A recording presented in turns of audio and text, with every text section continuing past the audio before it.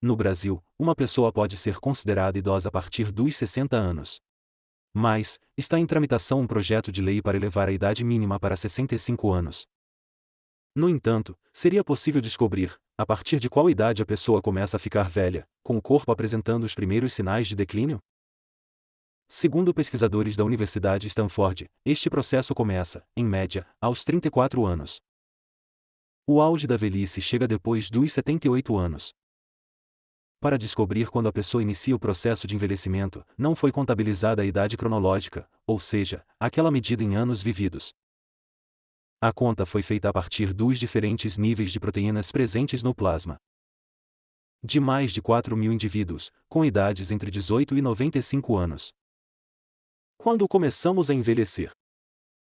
O envelhecimento é um fator de risco predominante para diversas doenças crônicas que limitam a expectativa de vida, afirmam os pesquisadores, em artigo publicado na revista científica Nature Medicine. Com a aceleração do relógio biológico, alguns sinais da velhice ficam bastante visíveis, como rugas no rosto, cabelos brancos, redução nos níveis de audição e de visão, lentidão e incontinência urinária. Entretanto, os pesquisadores defendem que esse processo externo começa muito antes, dentro do organismo. As primeiras alterações começam aos 34 anos e vão até os 60 anos, na fase definida como idade adulta. Dos 60 aos 78 anos, o indivíduo experimenta a maturidade tardia. Depois dos 78 anos, chega finalmente a velhice. A partir daqui, a pessoa é considerada velha.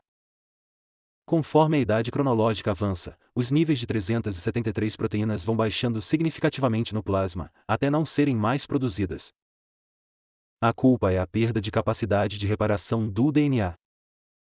Como a idade foi calculada?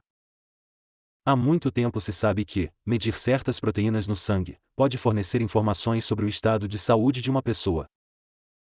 A questão é que isso costumava ser feito de forma individualizada, sem considerar centenas de proteínas simultaneamente. Para construir a nova definição de velhice, os pesquisadores mediram os níveis de 3.000 proteínas, em mais de 4.000 pessoas, com idades variadas. A partir das mais comuns, eles identificaram que alterações em 373 delas estão relacionadas com a velhice. Quando os níveis relativos das proteínas sofrem mudanças substanciais, isso significa que a pessoa também mudou. Por isso, acaba sendo uma fórmula bastante segura, de rastrear as etapas da vida de uma pessoa.